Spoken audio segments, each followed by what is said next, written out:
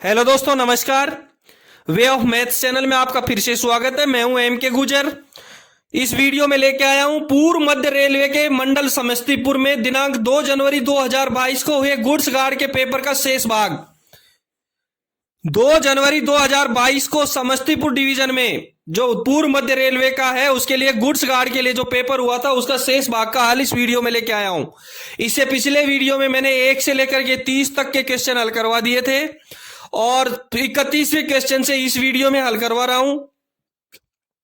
पिछले विभागीय परीक्षाओं के बहुत सारे पेपर हल करवाए, उनका लिंक मैंने डिस्क्रिप्शन में दे रखा है, उधर से आप जरूर देखें। यदि आपके पास कोई प्रश्न पत्र है तो मेरे को टेलीग्राम लिंक दे रखा है, व्हाट्सएप का नंबर दे रखा है, उसमें जरूर भेजें। और इस वीडियो में हम देखते हैं क्वेश्चन नंबर 31वें से देखेंगे। क्वेश्चन नंबर 31वां, क्वेश्चन नंबर 31वें में साफ लिखा है वार्नर सिग्नल को अकेले खंभे पर लगाया जाता है। वार्नर सिग्नल की बात हो रही है तो वह रोक सिग्नल से कितनी दूरी पर लगाया जाएगा। देखो, वार्नर सिग्नल को और रोक सिग्नल के ध्यान रहे कई पोजीशन है इसमें। वार्नर सिग्नल, अकेला खंभा और रोक सिग्नल, बस 3 चीजें ध्यान रखो। वार्नर सिग्नल को अकेले खंभे पर और रोक सिग्नल से कितनी दूरी पर, ठीक है। अब मैं आपको एक चीज बता देता हूं, जो वार्नर सिग्नल होता है इसको कितने स्थानों पर लगाया जा सकता है ये बता देता हूं पहले आपको। तो वार्नर सिग्नल की बात करें हम तो वार्नर सिग्नल को 4 जगह लगाया जा सकता है। वार्नर सिग्नल की हम बात करें तो वार्नर सिग्नल को कितनी जगह लगाया जा सकता है? 4 जगह लगाया जा सकता है। एक तो अकेले खंभे पर, जिसकी यह बात कर रही है, जिसकी हम चर्चा चला रहे हैं, इसमें वार्नर सिग्नल को अकेले खंभे पर लगाया जा सकता है। दूसरा, आउटर सिग्नल के नीचे लगाया जा सकता है। वार्नर सिग्नल को अकेले खंभे पर, आउटर सिग्नल के नीचे और अंतिम रोक सिग्नल के नीचे भी लगाया जा सकता है। वार्नर सिग्नल को 4 जगह लगाया जा सकता है, अकेले खंभे पर, आउटर सिग्नल के नीचे, अंतिम रोक सिग्नल के नीचे और मेन लाइन के होम सिग्नल के नीचे। अंतिम रोक सिग्नल के नीचे, मेन लाइन के होम सिग्नल के नीचे 4 जगह लगाया जा सकता है। ठीक है, ये क्लियर हो गया आपका। दूसरा, अकेले खंभे पर अब चर्चा कर रहे हैं हम अकेले खंभे की। वार्नर सिग्नल को अकेले खंभे पर लगाया जा रहा है। देखो, जब सेक्शन में गाड़ियों की गति 100 किलोमीटर, अच्छी तरीके से समझ लेना, मैं वार्नर सिग्नल का पूरा बायोडाटा ही लेखा जोखा बता देता हूं आपको। एक क्वेश्चन क्लियर करवा देता हूं, वार्नर सिग्नल का कोई सा भी क्वेश्चन आएगा तो आपका क्लियर हो जाएगा कि वार्नर सिग्नल को 4 जगह लगाया जा सकता है। अब वार्नर सिग्नल को अकेले खंभे पर कब लगाया जा सकता है ये पोजीशन देख लो, कहां लगाया जाता है, रोक सिग्नल से कितनी दूर लगाया जा सकता है। जब सेक्शन में गाड़ियों की गति 100 किलोमीटर प्रति घंटे से अधिक हो। सेक्शन में गाड़ियों की गति 100 किलोमीटर प्रति घंटे से अधिक हो और आउटर सिग्नल की दृश्यता, किसकी? आउटर सिग्नल की दृश्यता 1200 मीटर की दूरी से स्पष्ट नहीं हो। जब सेक्शन की गाड़ियों की गति 100 किलोमीटर प्रति घंटे से अधिक हो और आउटर सिग्नल की दृश्यता 1200 मीटर की दूरी से स्पष्ट नहीं हो तो उस सेक्शन में यह सिग्नल 1200 मीटर पर लगाया जाएगा। दृश्यता 1200 मीटर की दूरी से स्पष्ट नहीं हो, ठीक है, तो वार्नर सिग्नल अकेले खंभे पर लगाया जाएगा। देखो, और सेक्शन में गाड़ियों की गति 100 किलोमीटर प्रति घंटे से कम हो। एक पोजीशन तो वो हो गई जहां अधिक हो। दूसरी पोजीशन है कि जब सेक्शन में गाड़ियों की गति 100 किलोमीटर प्रति घंटे से कम हो और आउटर सिग्नल की दृश्यता 800 मीटर की दूरी से स्पष्ट नहीं हो तो ये वार्नर अकेले खंभे पर लगाया जाएगा। वार्नर सिग्नल को अकेले खंभे पर लगाने की 2 पोजीशन है। जब गाड़ियों की गति 100 किलोमीटर प्रति घंटे से अधिक है और आउटर सिग्नल की दृश्यता 1200 मीटर की दूरी से स्पष्ट नहीं हो तथा सेक्शन के गाड़ियों की गति 100 किलोमीटर प्रति घंटे से कम है और आउटर सिग्नल की दृश्यता 800 मीटर की दूरी से स्पष्ट नहीं हो तो वार्नर सिग्नल अकेले खंभे पर लगाया जाता है।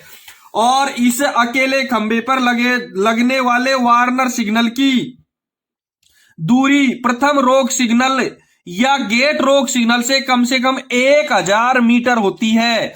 31वें क्वेश्चन का आंसर रहेगा सी, 1000 मीटर। वार्नर सिग्नल 2 परिस्थितियों में अकेले खंभे पर लगाया जाता है, जब गति 100 किलोमीटर प्रति घंटे से अधिक हो और दृश्यता आउटर सिग्नल की 1200 मीटर की दूरी से स्पष्ट नहीं हो, या गाड़ियों की गति 100 किलोमीटर प्रति घंटे से कम हो और दृश्यता 800 मीटर की दूरी से स्पष्ट नहीं हो तो वार्नर सिग्नल अकेले खंबे पर लगाया जाता है। और इसकी दूरी प्रथम रोक सिग्नल या गेट रोक सिग्नल से कम 1000 मीटर होती है। 31वें का आंसर रहेगा सी, 1000 मीटर। क्वेश्चन नंबर 32वां देखेंगे। क्वेश्चन नंबर 32वें में है कलर लाइट डिस्टेंट सिग्नल की पहचान क्या है। कलर लाइट डिस्टेंट सिग्नल की पहचान क्या है। A marker, B marker, P marker, G marker. Distant signal permissive signal होता है। डिस्टेंट सिग्नल परमिसिव सिग्नल होता है, इसलिए इस परमिसिव सिग्नल की पहचान पी मार्कर होती है। 32वें क्वेश्चन का आंसर रहेगा सी। एक भी चीज में क्लियर करवा दूं, ये जी मार्कर कहां रहता है। गेट सिग्नल का संकेत होता है जी मार्कर। जी मार्कर किसका संकेत होता है, गेट सिग्नल का संकेत होता है जी मार्कर। ठीक है, 31वें का सी तो 32वें का भी सी। 33वां क्वेश्चन देखेंगे। डबल डिस्टेंट सिग्नल व्यवस्था वाले स्टेशन पर कोहरे के समय पटाखे कितनी दूरी पर लगाए जाते हैं। डबल डिस्टेंट सिग्नल व्यवस्था वाले स्टेशन पर कोहरे के समय पटाखे कितनी दूरी पर लगाए जाते हैं। आउटर सिग्नल से 270 और 10 मीटर की दूरी पर, स्टार्टर सिग्नल से 270 और 10 मीटर की दूरी पर, प्रथम रोक सिग्नल से 270 और 10 मीटर की दूरी पर, और नहीं लगाया जा सकता है। ठीक है, देखो सिंगल डिस्टेंट होता है उसमें प्रथम रोक सिग्नल से 270 और 10 मीटर की दूरी पर लगाया जाता है। यदि यहां डबल डिस्टेंट की जगह सिंगल डिस्टेंट होता तो सी सही होता, लेकिन डबल डिस्टेंट सिग्नल व्यवस्था है और डबल डिस्टेंट सिग्नल व्यवस्था में पटाखे नहीं लगाए जाते हैं। इसका उत्तर रहेगा डी। 33वें का उत्तर डी रहेगा कि डबल डिस्टेंट सिग्नल व्यवस्था में स्टेशन पर पटाखे नहीं लगाए जा सकते हैं, यानी नहीं लगाए जाते हैं। 33वें का उत्तर रहेगा डी। 34वां क्वेश्चन देखेंगे। 34वें क्वेश्चन से पहले मैं एक बार बता दूं कि जिन्होंने भाइयों ने अभी तक अपना चैनल सब्सक्राइब नहीं किया है वो एक बार चैनल को सब्सक्राइब करें। इस चैनल में मेरा टेलीग्राम लिंक दे रखा है, उस टेलीग्राम लिंक पे सब्सक्राइब करें। उसमें प्रत्येक पेपर की पीडीएफ आपको जरूर मिलेगी। आपके डिवीजन में यदि कोई पेपर होता है तो मेरे को टेलीग्राम चैनल पर अवश्य भेजें, मैं उसका हल आपके लिंक में डालूंगा, आपके चैनल पे डालूंगा। और इससे पहले के जो बहुत सारे प्रश्न पत्र हल करवाए हैं उनका लिंक मैंने डिस्क्रिप्शन में दे रखा है, वो आप डिस्क्रिप्शन में देखें। 34वां क्वेश्चन देखेंगे। 34वें क्वेश्चन है आईबीएस। सबसे पहले मैं आपको आईबीएस की फुल फॉर्म बता देता हूं। IBS intermediate block signal, intermediate block signal को ऑन स्थिति में पार करने का प्राधिकार पिछले स्टेशन से मिलने पर उसे पार करते समय अधिकतम गति कितनी होगी। आईबीएस को ऑन स्थिति में पार करने का प्राधिकार मिला हुआ है, अब उसकी अधिकतम गति क्या होगी मैं ये क्लियर करवा देता हूं। इसमें बी सही रहेगा, 15/8। जब दृश्यता साफ है, जब रास्ता साफ दिखाई दे रहा है तो 15 किलोमीटर प्रति घंटे की रफ्तार से होगी, और जब दृश्यता साफ नहीं है, साफ दिखाई नहीं दे रहा है तो 8 किलोमीटर प्रति घंटे की रफ्तार से निकलेगी। आईबीएस को ऑन स्थिति में पार करते समय 15 और 8 के एमपीएच की रफ्तार रहेगी। दृश्यता साफ रहेगी तो 15 किलोमीटर प्रति घंटे, और दृश्यता साफ नहीं रहेगी तो 8 किलोमीटर प्रति घंटे की रफ्तार से गाड़ियां निकलेंगी। ठीक है, 35वां क्वेश्चन देखेंगे। 35वें क्वेश्चन में है बीएसएलबी कौन से स्टेशन पर लगाया जाता है। बीएसएलबी,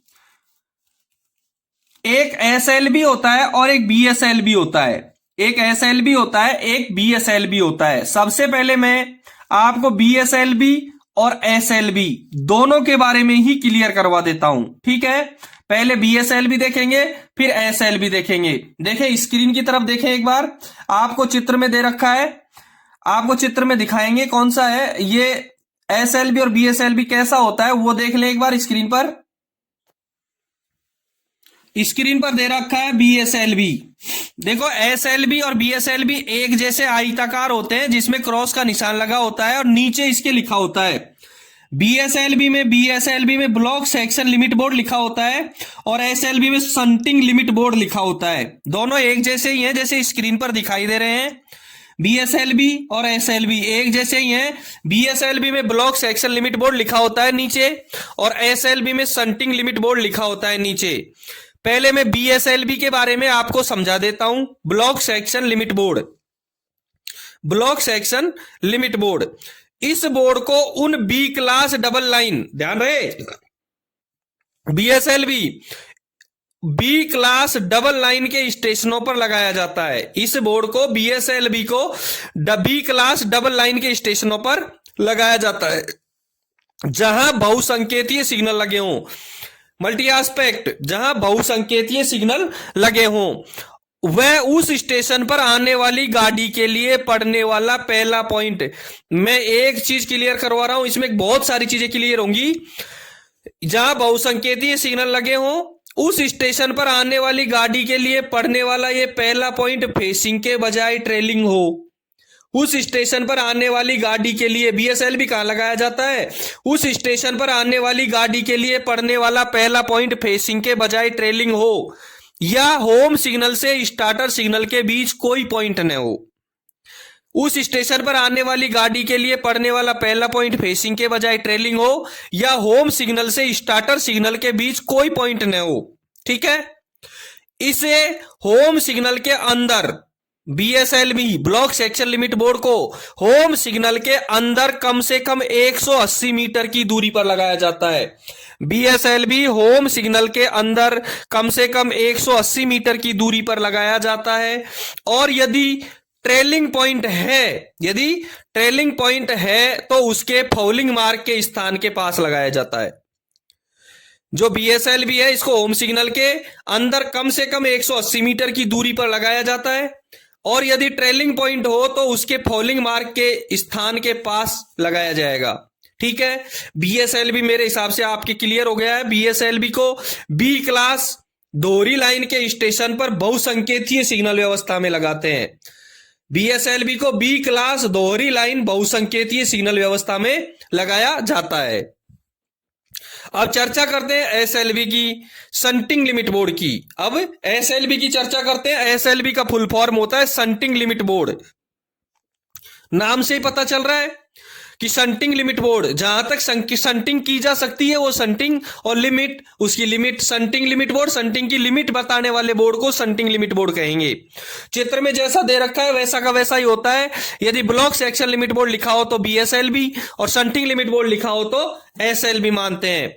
देखो, इस बोर्ड को एसएलबी को सिंगल लाइन के उन बी क्लास स्टेशनों पर लगाया जाता है जहां एडवांस्ड स्टार्टर सिग्नल नहीं लगा होता है। सबसे पहली शर्त है कि एसएलबी को उन single line station B class स्टेशनों में लगाया जाता है जहां एडवांस स्टार्टर सिग्नल नहीं होता है, और आने वाली गाड़ी के सामने की दिशा में शंटिंग कार्य की सुविधा प्रदान करनी हो। ऐसा स्टेशन जहां एडवांस स्टार्टर नहीं हो और आने वाली गाड़ी के सामने की दिशा में शंटिंग कार्य की सुविधा प्रदान करनी हो, वहां हमको एसएलबी लगाया जाता है। देखो, ये जो एसएलबी होता है ये स्टेशन सेक्शन की सीमा का निर्धारित करता है। एसएलबी, यदि ये क्वेश्चन आते हैं इस तरीके से, मैं आपको क्लियर करवा देता हूं कि जो एसएलबी होता है ये स्टेशन सेक्शन की सीमा का निर्धारण करता है। इसे प्रथम रोक सिग्नल के अंदर की ओर पर्याप्त दूरी पर लगाया जाता है। इसे कहां लगाया जाता है? प्रथम रोक सिग्नल के अंदर की ओर पर्याप्त दूरी पर लगाया जाता है। अब पर्याप्त दूरी कितनी होती है? दो संकेतीय सिग्नल व्यवस्था में 400 मीटर और बहुसंकेतीय सिग्नल व्यवस्था वाले स्टेशनों पर 180 मीटर से कम नहीं होगी। एसएलबी शंटिंग लिमिट बोर्ड को प्रथम रोक सिग्नल के अंदर की ओर पर्याप्त दूरी पर लगाया जाएगा, जो द्विसंकेतीय व्यवस्था में 400 मीटर और बहुसंकेतीय सिग्नल व्यवस्था में 180 मीटर से कम नहीं होगी। और ये जिन स्टेशनों पर एसएलबी, जिन स्टेशनों पर शंटिंग लिमिट बोर्ड लगा होगा वहां लाइन क्लियर देने के बाद भी आने वाली गाड़ी के सिग्नलों को ऑन स्थिति में रखते हुए इस बोर्ड तक शंटिंग की जा सकती है। मैंने पहले शुरुआत में ही बता दिया था कि ये बोर्ड एडवांस स्टार्टर नहीं लगा होता है और आने वाली गाड़ी के सामने की दिशा में शंटिंग कार्य की सुविधा प्रदान करता है। क्लियर है? एसएलबी शंटिंग लिमिट बोर्ड लगाया जाता है बी क्लास इकहरी लाइन बहुसंकेतीय सिग्नल व्यवस्था में। बीएसएलबी लगाया जाता है बी क्लास दोहरी लाइन बहुसंकेतीय सिग्नल व्यवस्था में। ठीक है, मेरे हिसाब से आपका ये क्लियर हो गया। अगला क्वेश्चन देखेंगे, 36 नंबर का क्वेश्चन। 35वें में बी सही होगा आपका।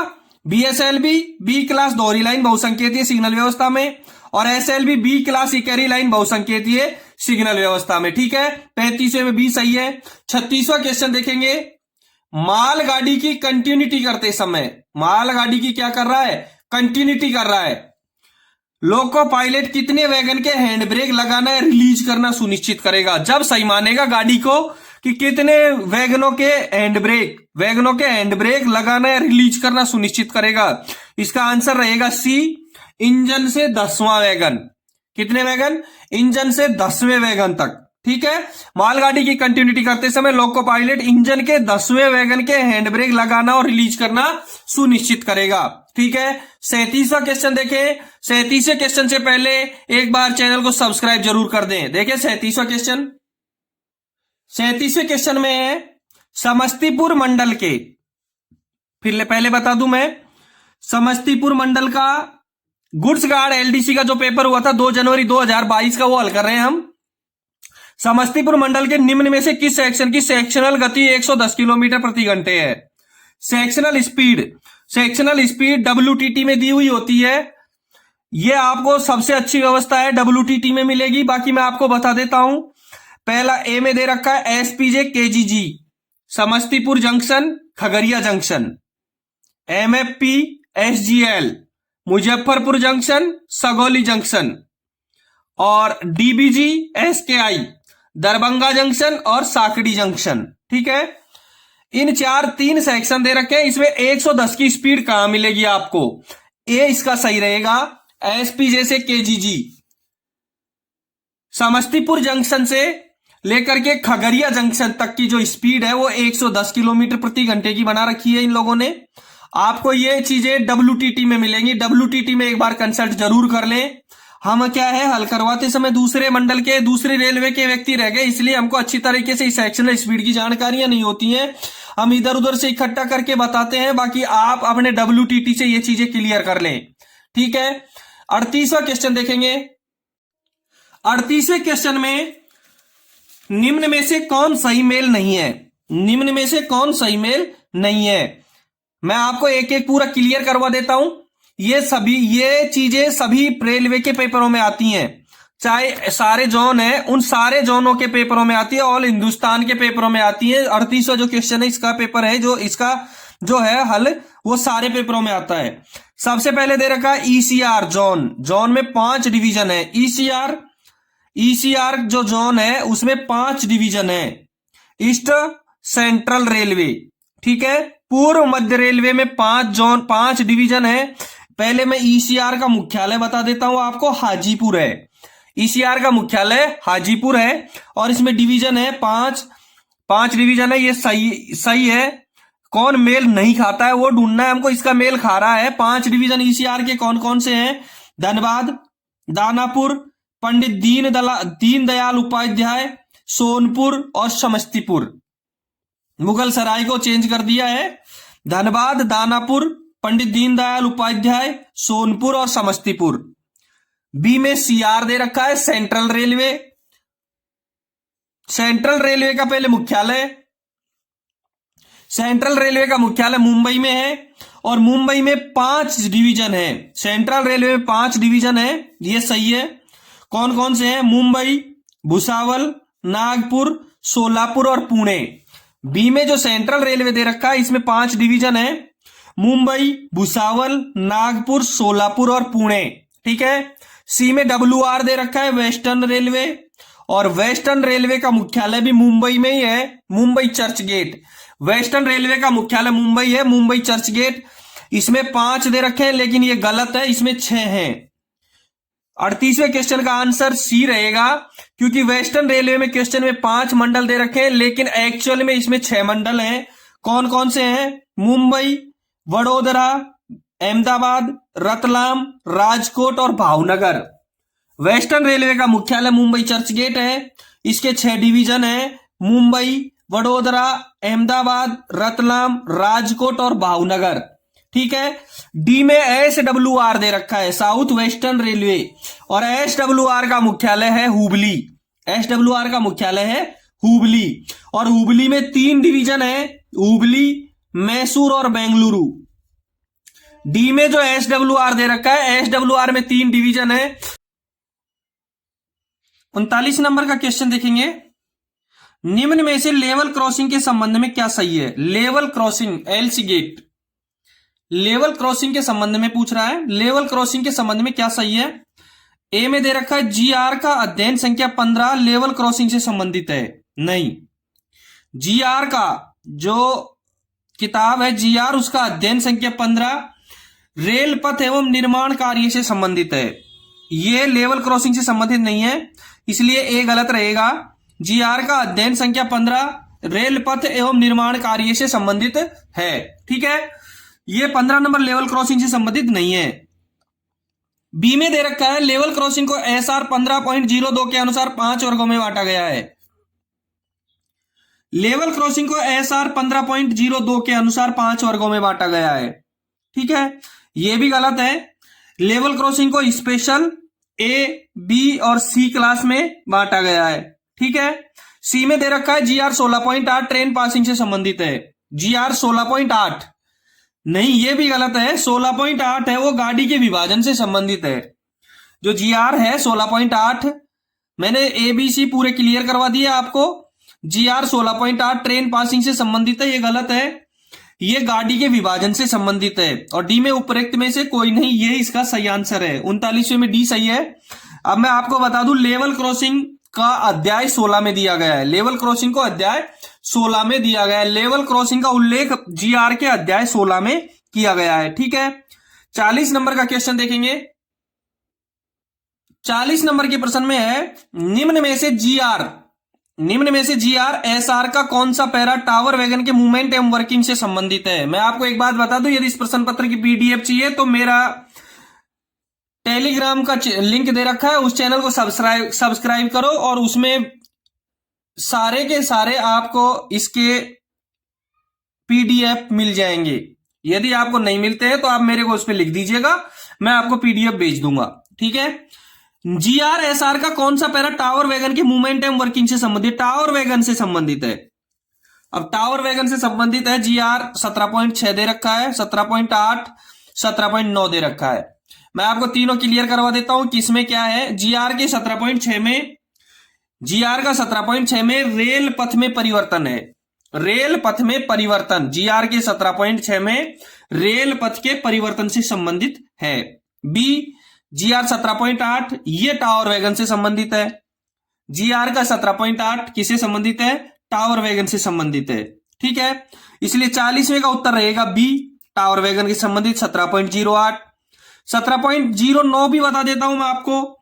17.9 GR के 17.9 में विद्युतीकृत सेक्शनों के लिए जो अतिरिक्त नियम प्रबंधक है उनका उल्लेख किया गया है। GR 17.9 में 17.09 में विद्युतीकृत सेक्शनों के लिए अतिरिक्त नियम प्रबंधक इनका उल्लेख किया गया है, वो 17.09 में है। 17.06 में रेल पथ में परिवर्तन, 17.08 में टावर वैगन, 17.09 में विद्युतीकृत सेक्शनों के लिए अतिरिक्त नियम प्रबंधक का उल्लेख किया गया है। ठीक है, 41 नंबर का क्वेश्चन देखेंगे, ट्रैक मशीन के मूवमेंट की जानकारी। 41वें नंबर का क्वेश्चन 40वें में टावर वैगन का पूछा है, 41वें में ट्रैक मशीन के मूवमेंट की जानकारी GR SR के किस पैरा में दी गई है? ट्रैक मशीन के मूवमेंट की जानकारी। अब ट्रैक मशीन GR का 4.64, GR का 4.65, GR का 4.57। ठीक है, GR के 4.64 में स्थायी रूप से खड़ी हुई मेटेरियल गाड़ी की रक्षा अर्थात स्टेपल गाड़ी की रक्षा का उल्लेख है। GR 4.64 में स्थायी रूप से खड़ी हुई गाड़ी मेटेरियल गाड़ी की रक्षा अर्थात स्टेबल गाड़ी की रक्षा का उल्लेख है। GR के 4.65 में रेल पथ अनुरक्षण मशीनों का संचालन, रेल पथ अनुरक्षण मशीनों का संचालन, यानी 41वें का बी सही रहेगा। GR का 4.65 ट्रैक मशीन रेल पथ अनुरक्षण मशीनों का संचालन, ट्रैक मशीनों का संचालन किया दिया है GR के 4.65 में। रहा है 4.757। अब यह भी बता देता हूं 4.57 में खड़ी गाड़ी से इंजन कटवाना, किसका उल्लेख है? 4.57 में खड़ी गाड़ी से इंजन कटवाने का उल्लेख है। 41वें के ए में स्थायी रूप से खड़ी हुई मेटेरियल गाड़ी की रक्षा अर्थात स्टेबल गाड़ी की रक्षा। GR 4.65 में रेल पथ अनुरक्षण मशीनों का संचालन अर्थात ट्रैक मशीनों का मूवमेंट। GR के 4.57 में खड़ी गाड़ी से इंजन को काटने का उल्लेख किया गया है। ठीक है, 40वें का बी सही, 41वें का भी बी सही है। 42वां क्वेश्चन देखेंगे। 42वें क्वेश्चन में निम्न में से कौन सुमेलित है? सही कौन सा है? लोकेशन दे रखी है, वैगन का प्रकार दे रखा है और POH, ROH और लदान अयोग्य डिस्टैचमेंट वाला दे रखा है, लोडिंग अनलोडिंग का। ठीक है, ए में DRY दे रखा है, BCNHL का POH और ROH और अनलोडेबल होता है, लेकिन ये गलत है, ये सुमेलित नहीं है। बी में BRWN दे रखा है, जिसमें बोबिन का ROH, POH और अनलोडेबल बता रखा है, ये भी गलत है आपका। सी में दे रखा है PTRU ओनली पटरा 2, इसमें बॉक्सन का POH, ROH और अनलोडेबल दे रखा है, ये भी गलत है। डी में PEH दे रखा है, पथार्दीय जंक्शन, और पथार्दीय जंक्शन में बॉक्सन का POH होता है और ये अनलोडेबल भी है। PEH में बॉक्सन का POH होता है। बाकी आपको इसकी जानकारी अपने डिवीजन के, समस्तीपुर डिवीजन के WTT में मिलेगी और इस प्रकार की जानकारियां प्रत्येक डिवीजन के WTT में ही प्राप्त होती है। इसलिए ऐसे प्रश्नों के लिए अपना क्लियरिफिकेशन लेने के लिए, क्लियर करने के लिए आप WTT जरूर देखें। हम इतनी दूर से हल करवाते हैं तो हमको इतना नॉलेज नहीं है, आप जैसे लोगों से पूछ करके करवाते हैं दूसरे डिवीजन का, तो आप एक बार अपना WTT जरूर देखें ऐसे प्रश्नों के लिए। ठीक है, 43 नंबर का क्वेश्चन देखेंगे। इंजन की सीटी खराब होने की स्थिति में रेलगाड़ी को किस गति से चलाकर ब्लॉक खंड क्लियर करेंगे? इंजन की सीटी खराब हो गई तो इस स्थिति में रेलगाड़ी को किस गति से चलाकर ब्लॉक सेक्शन क्लियर करेंगे? पहले में ए में 25 kmph दे रखा है, बी में 8 kmph और सी में बोथ और डी में नॉन ऑफ दीज। इसका उत्तर दोनों ही रहेगा, 25 और 8 और सी का बोथ। ये भी मैं क्लियर कर देता हूं कैसे। 25 किलोमीटर प्रति घंटा की रफ्तार से वो जब चलेगी जब दृश्यता साफ हो। इंजन का सीटी खराब है, हॉर्न खराब है, तो वो जब दृश्यता साफ हो, विजिबिलिटी क्लियर हो तो 25 kmph की रफ्तार से चलेगा। जब दृश्यता साफ नहीं हो तो 8 kmph की रफ्तार से चलेगा। यदि आपका ए सही मान रखा है तो दिन का विजिबिलिटी क्लियर का मान रखा है, विजिबिलिटी क्लियर नहीं है तो 8 से चलेगी, और सी में दे रखा है बोथ, इसमें बोथ ही सही होगा। 43वें का सी आंसर सही रहेगा। 25 kmph में दिन में यह दृश्यता साफ हो जब, 8 kmph रात में यह दृश्यता साफ नहीं हो जब। ठीक है, इस प्रश्न पत्र का पहला भाग मैंने हल करवा दिया है, उसका लिंक मैंने डिस्क्रिप्शन में दे रखा है, वो आप उधर से जरूर देखें। यदि किसी को कोई प्रॉब्लम हो तो कमेंट्स बॉक्स में जरूर कमेंट करें। और अभी तक आपने यदि चैनल सब्सक्राइब नहीं कर रखा है तो एक बार चैनल को जरूर सब्सक्राइब करें। 44वां क्वेश्चन देखेंगे। स्थायी गति प्रतिबंध कहां दर्शाया गया है? स्थायी गति प्रतिबंध कहां दर्शाया गया है? ए में WTT का फुल फॉर्म आपको पता है, वर्किंग टाइम टेबल। हर डिवीजन का वर्किंग टाइम टेबल जारी होता है, प्रत्येक डिवीजन का अलग वर्किंग टाइम टेबल होता है, उसमें गति प्रतिबंध दर्शाए होते हैं। स्थायी गति प्रतिबंध बी में दे रखा है G&SR, सी में दे रखा है ऑपरेटिंग मैनुअल और डी में दे रखा है SWR। SWR की फुल फॉर्म सबको पता होती है, स्टेशन वर्किंग रूल्स। ये प्रत्येक स्टेशन के लिए जारी होता है। WTT प्रत्येक डिवीजन के लिए जारी होता है और प्रत्येक स्टेशन के लिए SWR जारी होता है। ठीक है, स्थायी गति प्रतिबंध WTT में दर्शाया जाता है, जो प्रत्येक डिवीजन का अलग अलग होता है। और मैं आपको एक चीज और बता दूं, गति प्रतिबंध दो प्रकार के होते हैं, एक स्थायी गति प्रतिबंध और एक अस्थायी गति प्रतिबंध। गति प्रतिबंध दो प्रकार के होते हैं, स्पीड रेस्ट्रिक्शन एक स्थायी और एक अस्थायी। स्थायी गति प्रतिबंध WTT में होते हैं और अस्थायी गति प्रतिबंध अधिकारियों के द्वारा लगाए जाते हैं, जो मेमो या T409 के द्वारा दिए जाते हैं, गाड़ी में पर्ची के द्वारा गाड़ी ड्राइवर को दिए जाते हैं। वो अस्थायी होते हैं, कभी भी हटते हैं, कभी भी लगाए जा सकते हैं। ठीक है, 45वां क्वेश्चन देखेंगे। 45वें क्वेश्चन में है क्षतिग्रस्त फेसिंग पॉइंट, कांटा टूटा हुआ है या कांटा क्षतिग्रस्त है। क्षतिग्रस्त फेसिंग पॉइंट पर गाड़ी की अधिकतम गति कितनी होती है। क्षतिग्रस्त फेसिंग पॉइंट पर गाड़ी की अधिकतम गति कितनी होती है। ए में 8 kmph, बी में 10 kmph, सी में 15 kmph और डी में 20 kmph।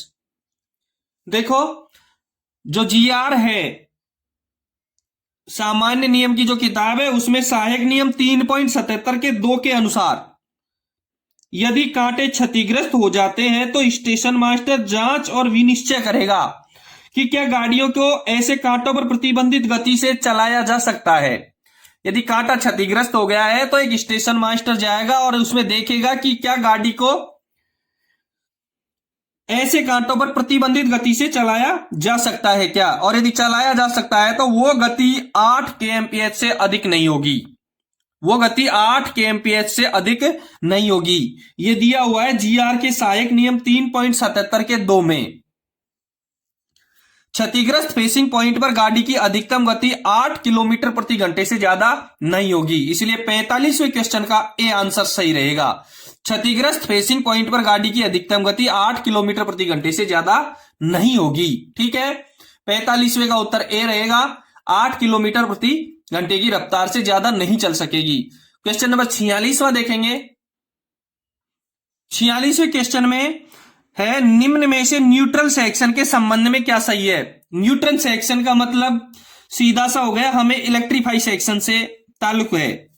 न्यूट्रल सेक्शन से इसका मतलब है इलेक्ट्रीफाई सेक्शन से ताल्लुक रखता है। ठीक है, क्या सही है, इन चारों में से सही ढूंढना है हमको। ए बी सी डी में क्या करना है, सही ढूंढना है। सत्य क्या है।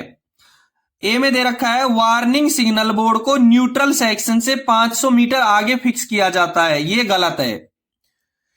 वार्निंग बोर्ड को न्यूट्रल सेक्शन से पहले 500 मीटर और 250 मीटर पर लगाए जाते हैं।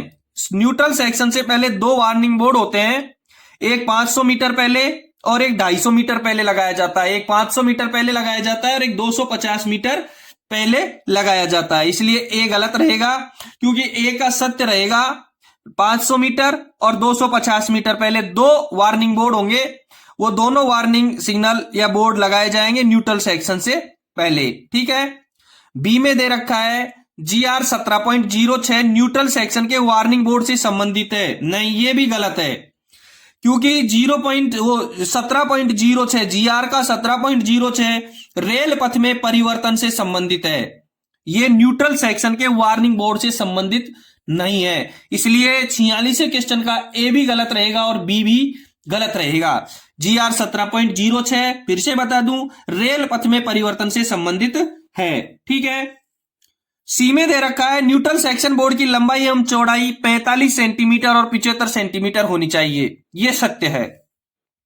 न्यूट्रल सेक्शन के बोर्ड की लंबाई एवं चौड़ाई 45 बाई 75 सेंटीमीटर होनी चाहिए, यह सत्य है। मैं आपको एक बार बता दूं, न्यूट्रल सेक्शन से पहले जो बोर्ड होता है वार्निंग बोर्ड, वो कैसा होता है, आप एक बार स्क्रीन पर देखें। आपको स्क्रीन पर दिखाई दे रहा है, ये 2 वार्निंग बोर्ड लगे हुए हैं, एक 250 मीटर का, एक 500 मीटर का। स्क्रीन पर देखें, 2 वार्निंग बोर्ड हैं, ए और बी। देखो इनमें दोनों की आकृति 45 बाई 75 सेंटीमीटर की है। दोनों वार्निंग बोर्ड है स्क्रीन पर, इनमें दोनों की आकृति 45 बाई 75 सेंटीमीटर है। एक पर 250 मीटर व दूसरे पर 500 मीटर लिखा हुआ है। इसका मतलब होता है कि वार्निंग बोर्ड बी बोर्ड है जो 250 मीटर पहले लगा हुआ है, और ए बोर्ड है उसको 500 मीटर पहले लगाया जाता है। जो लिखा हुआ है 250 मीटर और 500 मीटर, 250 मीटर वाले पे बी बोर्ड लिखा हुआ है, तो 250 मीटर पहले ये जो बी लिखा है ये लगाया जाएगा, और 500 मीटर पहले जो ए लिखा है वो ए बोर्ड 500 मीटर पहले लगाया जाएगा। वार्निंग बोर्ड न्यूट्रल सेक्शन से एक 500 मीटर पहले और एक 250 मीटर पहले 2 लगाए जाएंगे, और दोनों बोर्डों पे 45 बाई 75 सेंटीमीटर इनका लंबाई और चौड़ाई रहेगा। ठीक है, देख लिया आपने, ये क्लियर हो गया वार्निंग बोर्ड। अब अगला क्वेश्चन देखेंगे, 47वां क्वेश्चन देखेंगे। 47वें क्वेश्चन में कुछ नई सतर्कता आदेश की फॉर्म संख्या क्या है। ए में टी 1425 दे रखा है, बी में टी ए 409, सी में टी 609 और डी में टीई 602 दे रखा है। पहले मैं इसका उत्तर बता देता हूं, बाकी उसके बाद में सारे जो पॉइंट दे रखे हैं ए बी सी डी में सबको क्लियर करवा देता हूं आपका। कुछ नहीं का नंबर रहेगा टी ए 409, टी ए 409 कुछ नहीं सतर्कता आदेश का नंबर रहेगा टी ए 409, सतर्कता आदेश का नंबर रहेगा टी 409 और अनुस्मारक सतर्कता आदेश का नंबर रहेगा टी बी 409। सतर्कता आदेश तीन होते हैं, कौन कौन से? टी 409, टी ए 409 और टी बी 409। टी 409 सतर्कता आदेश, टी बी 409 अनुस्मारक सतर्कता आदेश यानी रिमाइंडर और टी ए 402 कुछ नहीं सतर्कता आदेश, नील का सतर्कता आदेश। ठीक है, ए में जो दे रखा है टी 1425, ये 1425 चार प्रकार के होते हैं, T A 1425, T B 1425, T C 1425, T D 1425। अब टी ए 1425 लाइन क्लियर पूछताछ संदेश रजिस्टर को कहते हैं।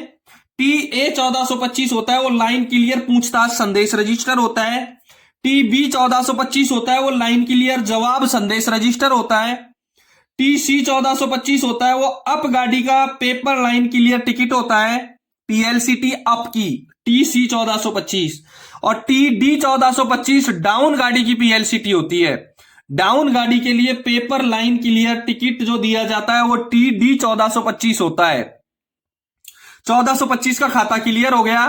अब बी में 409 दे रखा है, बी में जो 409 दे रखा है उसमें टी 409 सतर्कता आदेश, टी ए 409 कुछ नहीं का सतर्कता आदेश और टी बी 409 सतर्कता आदेश अनुस्मारक सतर्कता आदेश यानी कि रिमाइंडर।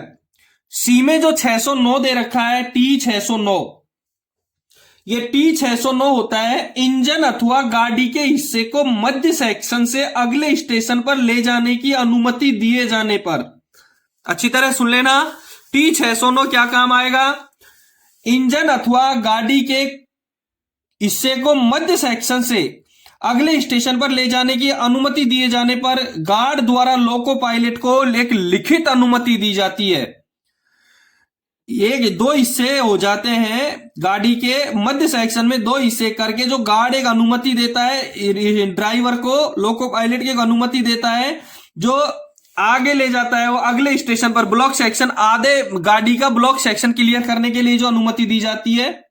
इंजन अथवा गाड़ी के हिस्से को मध्य सेक्शन से अगले स्टेशन पर ले जाने की अनुमति दिए जाने पर गार्ड द्वारा लोको पायलट को दी जाने वाली लिखित अनुमति को टी 609 कहेंगे।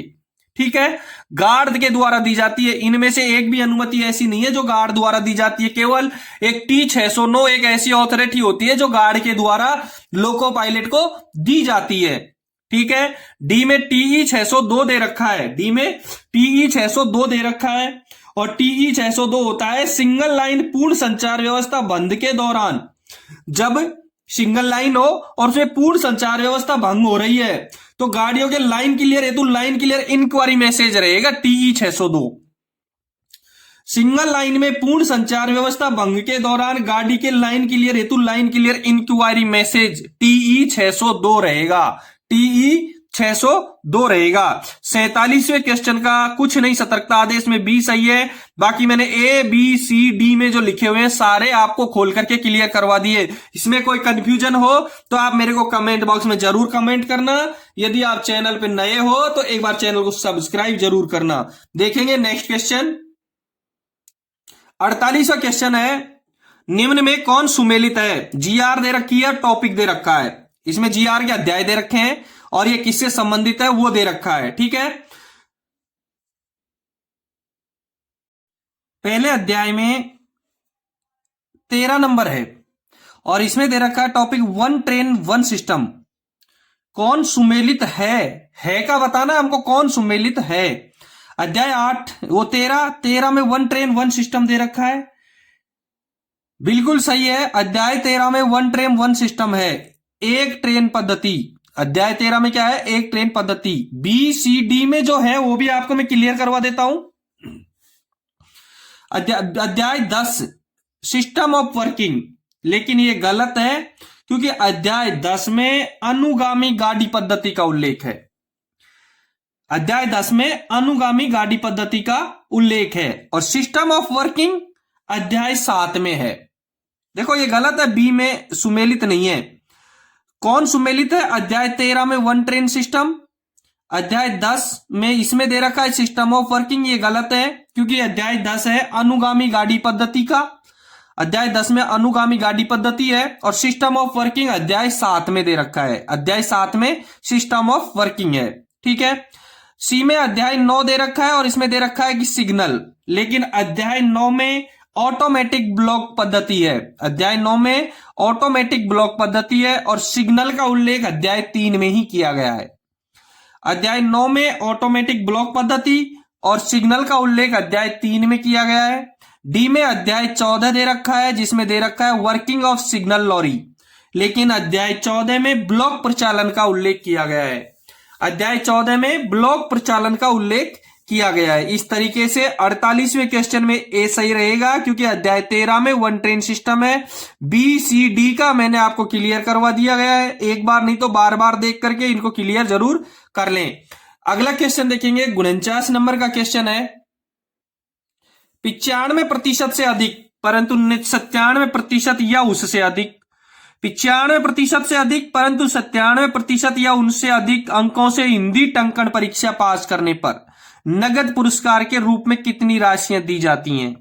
इसका उत्तर रहेगा ए 1600 एवं 2400 रुपए। 95% के 1600, 95% या इससे अधिक के 1600 और 97% या उससे अधिक के 2400, ठीक है। 49वें नंबर का क्वेश्चन का ए आंसर रहेगा 1600 एवं 2400।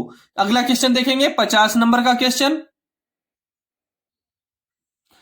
50वें में है, संसदीय राजभाषा समिति की कौन सी समिति प्रतिवेदन का मसौदा तैयार करती है?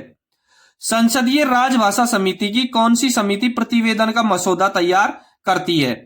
ए में संसदीय राजभाषा समिति की कार्य साधक ज्ञान प्राप्त कर्मचारी संबंधित उपसमिति।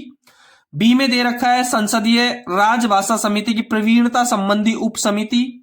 सी में दे रखा है संसदीय राजभाषा समिति की आलेख एवं उपसमिति और डी में दे रखा है संसदीय राजभाषा समिति की हिंदी पुरस्कार संबंधी समिति। 50वें का आंसर रहेगा सी, संसदीय राजभाषा समिति की आलेख एवं उपसमिति प्रतिवेदन का मसौदा तैयार करती है। प्रतिवेदन का मसौदा कौन तैयार करती है? संसदीय राजभाषा समिति की, संसदीय राजभाषा समिति की आलेख एवं उप समिति। इसलिए 50वें क्वेश्चन का सी आंसर सही रहेगा। अगला क्वेश्चन देखेंगे, 51वें नंबर का क्वेश्चन। 51 नंबर के क्वेश्चन में है, राजभाषा नियम 1976 कब संशोधित हुआ था? राजभाषा नियम 1976 कब संशोधित हुआ था? ए में 9 अक्टूबर 1987, 15 अक्टूबर 1987, 11 नवंबर 1987 और 17 नवंबर 1987।